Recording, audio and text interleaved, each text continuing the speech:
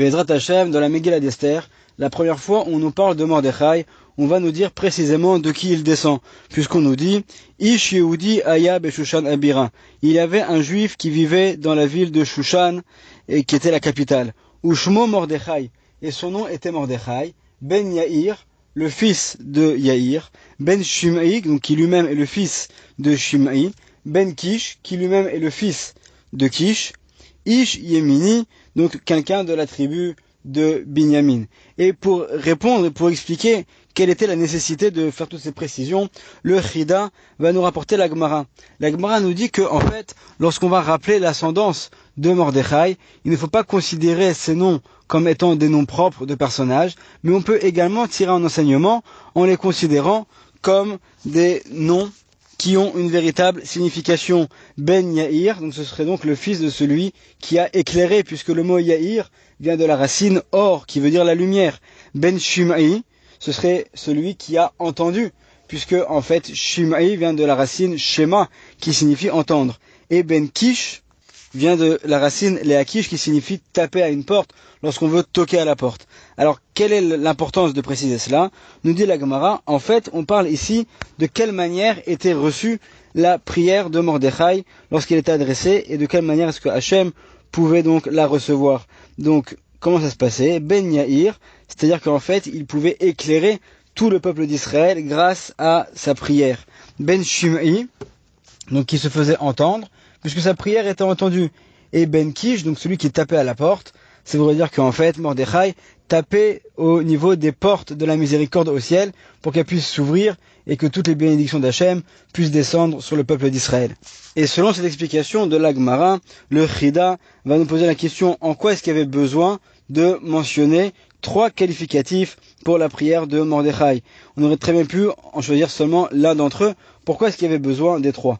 Et pour expliquer cela, on va citer le traité de Ta'anit à la page 25 au 2e versant, où là on nous raconte l'histoire de Shmuel, donc non pas Shmuel Hanavi, le prophète, mais Shmuel qui vivait à l'époque de la Gemara, et alors que à cette période-là, tout le monde était très dépendant des pluies, puisque la plupart des personnes vivaient grâce à l'agriculture. Au cours d'une des années, voilà que la pluie ne venait pas. Et donc, ce que va faire Shmuel, qui était donc l'un des dirigeants de la génération, il va décréter un jeûne public au cours de cette année. Et voilà que la veille du jour qui était prévu pour le jeûne, la pluie a commencé à tomber. Et là, donc bien sûr, tout le peuple, tout le monde était content. Et lorsqu'ils sont allés voir Shmuel, voilà que Shmuel, lui, était assez triste de cette situation. Pourquoi? Lorsque les gens lui ont posé la question, il leur a dit parce que tout simplement, ça ressemble un petit peu comme si que quelqu'un veut aller voir son maître et que finalement son maître lui donne ce qu'il veut avant même de le recevoir. C'est une certaine manière comme si que la personne souhaite donner à l'autre ce qu'elle demande pour ne pas l'avoir. L'essentiel, c'est que je ne la vois pas. Je préfère lui donner ce qu'elle me demande et au moins je n'ai pas besoin de la rencontrer. Donc en cela, disait Shmuel, il aurait été préférable que les choses se passent différemment. Et voilà qu'une autre année se passe la même situation. De nouveau, on décrète un jeûne public. Et là, voilà que donc le jeûne a lieu et la pluie va tomber le lendemain du jour de jeûne public. Et là également, tout le monde est extrêmement heureux. Mais là, Shmuel, de nouveau, est mécontent.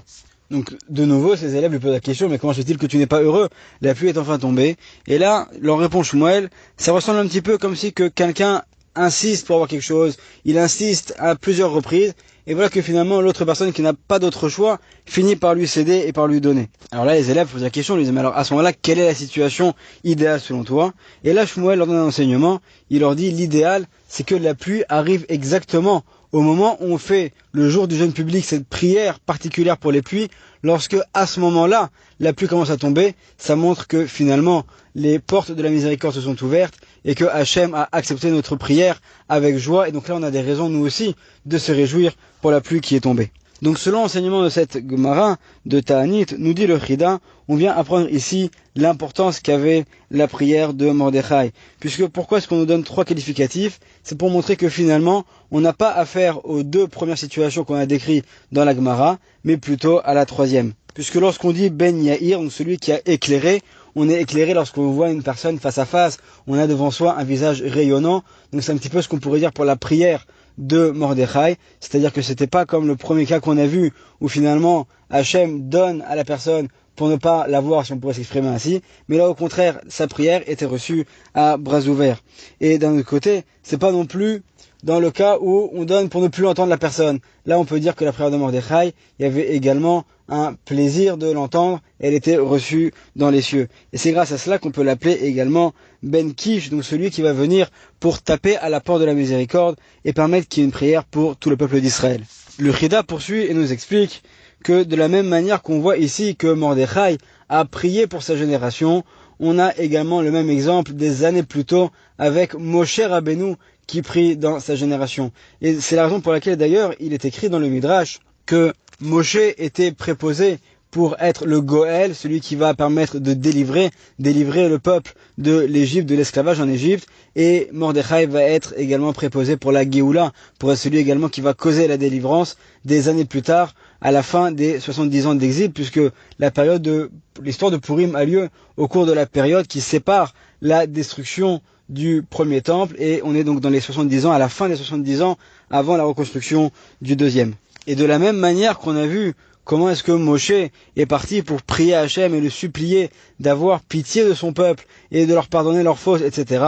On va voir aussi ici la même chose. C'est grâce aux prières de Mordechai que le peuple va être délivré, puisque comme c'est mentionné dans différents midrashim, au début de la Megillah, si on nous parle de tous les festins que faisait le roi Achashverosh, c'est pour nous dire également que malheureusement, il y avait aussi des membres de notre peuple qui ont participé et qui étaient dans une ambiance qui ne correspond pas à ce qu'attend de nous la Torah. Et malgré cela, Mordechai ne va pas renoncer, il va poursuivre ses prières auprès d'Hachem pour que le peuple soit délivré. Et de la même manière que Moshe, on l'appelle dans la Torah Veha'ish Moshe, et l'homme Moshe, on sait que le mot Ish dans la Torah vient parler de quelqu'un qui est important. Là aussi, dans notre verset, on va dire Ish Yemini pour Mordechai, quelqu'un qui est un Ish, qui est quelqu'un d'important de la tribu de Binyamin. Cette influence de Mordechai va être tellement importante que dans la Gemara, il y a une divergence d'opinion entre Rabbi Meir et Rabbi Yehuda pour savoir à quel moment on doit commencer à lire l'histoire de la Megillah.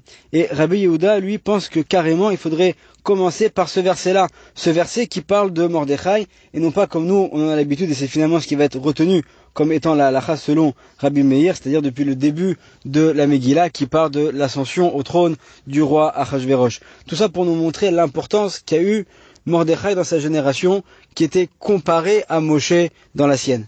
Alors l'un des messages également qu'on peut tirer de ce verset pour la fête de Purim, c'est très souvent la fête de Purim, on a tendance à se concentrer sur les mitzvot qu'il y a au cours de cette fête, notamment la lecture de la Megillah, le fait de faire des mishloach manot, d'envoyer donc des présents, des mets à manger à ses amis, de faire matanot laevionim, de penser également aux pauvres, de faire la mitzvah bien sûr du festin, du mishté, mais il ne faut pas oublier que le jour de Purim est avant tout, comme le dit le Tikkun Zohar, que le jour de Kippour est comme Purim, puisque Yom HaKippurim, c'est le jour qui est Ke Purim, comme Purim.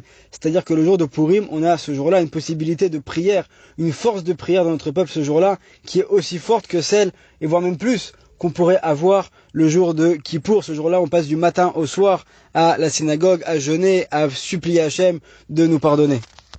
Et on le voit bien puisque c'est pas Purim qui est comparé à Kippour dans son importance, mais c'est l'inverse, c'est Kippour qui est comme Purim. C'est-à-dire qu'on pourrait, si on devait faire un ordre d'importance ou de priorité, on mettrait d'abord en premier Purim et en deuxième Kippour selon cette explication. Donc on voit le potentiel extraordinaire qu'il y a ce jour-là.